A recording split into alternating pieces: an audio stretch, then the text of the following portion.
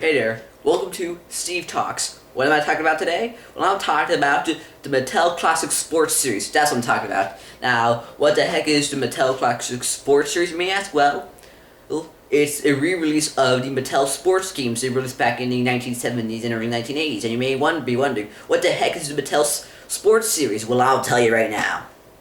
And the Mattel Sports Series was a series of handheld LCD sports games released between 1976 and 1980. It began with Mattel Auto Race being released in 1976. And during the course of this time, they released Mattel Auto Race, Mattel Football, Football 2, the long-awaited sequel to Football, the Football 1, Basketball, Basketball 2, Baseball, then there was Soccer, Soccer 2, Hockey, and the rarest out of all of them, and the last one released in 1980, Ski Slalom. That's 10 whole games.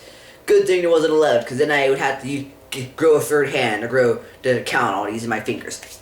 Now anyways, these were really popular. Now these games were very basic. These were just red dots. A bunch of red dots moved around on a screen. Very basic sounds, just a bunch of bleeps and bloops. E and oohs, this sort of stuff. And the graphics weren't that great, which is a bunch of tiny red dots. I actually have one of these right here. This is Football 2, as you can see. The long-awaited sequel to Football. I don't know if it's any better than regular football. Who knows, really. Maybe it is better. I don't have Football 1. Anyways, these old games all had 3 modes. Off, 1, the easy mode, and 2, the hard mode. Typically, I play on easy mode. But right now, recently, it's been on the off mode. Anyways, these games were really popular in the 1970s.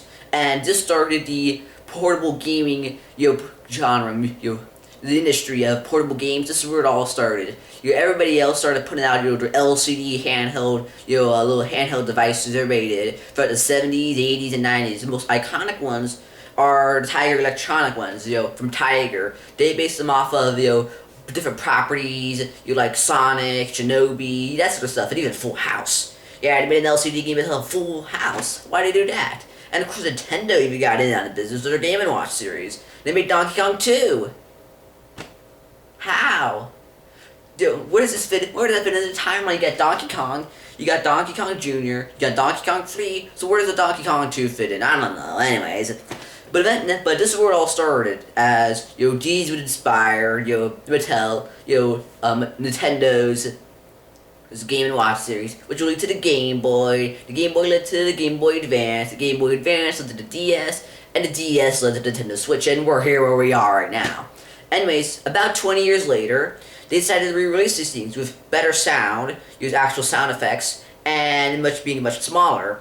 And this was the Mattel Classic Sports Series. These were released between 2000 and 2003, and this contained football, Football 2, of course, basketball, Basketball 2, and baseball.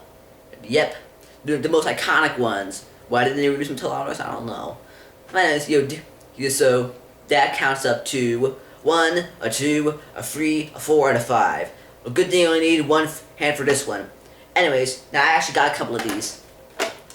I got basketball and I got baseball right here. Now I'm going to compare this. Now these are slightly smaller than the original ones, as you can see. This is probably about maybe an inch bigger, I would say, a little bit. But it's not much difference, really. Maybe, I would say maybe an inch or 2. I don't know, really. Yeah. And still, even this one's still smaller. Now, also, at least this one allows for an AC adapter to charge it, as you can see. There's an little AC thing there, right there, you can see. It allows you to plug it in, because these require big old batteries. These require like the 9 volts, those sort of things,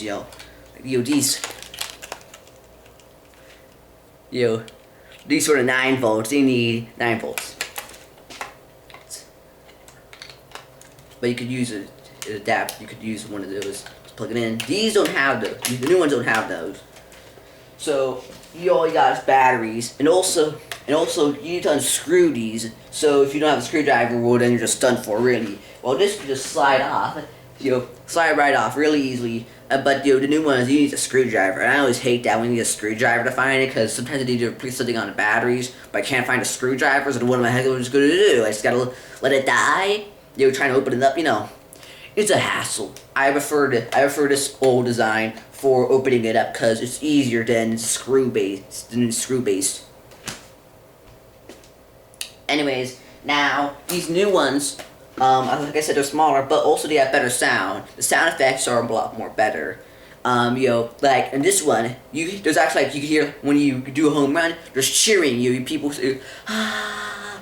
Same thing on the basketball one. People cheering, and it sounds like real cheering. And of course, also in this when you hear like the sound of the noise that makes when at the start of a round in basketball. The burn, the loud noise. And you hear this, and they both have a realistic sounding cheering. You also hear sort of like a some sort of human speech in this with the guys. Some guy saying something. I can't tell what he's saying in this game, but he does say something right before he sends the ball, throws it at you. You gotta hit it. These early things, they can't do this. They don't have any sound on them. They make you like and they make that sort of sound, but they don't have any. They can't do any sort of realistic sounding cheering or some guy saying you're saying strike, because that you can hear that on the baseball one. Some guy say strike when you get out, but these are a lot more rudimentary, and also along with that too. If you look at these the right way, you can kind of see the red where the dots and the lines are. You just gotta get them on the right angle. I don't think y'all can see it. Yeah, y'all can't see it, but if you look at it the right way, you can see where all the lines are, and all the numbers, and all that sort of stuff. And especially when it's on, you can really see the ones that aren't supposed to be on. But on these things, you can't see it at all.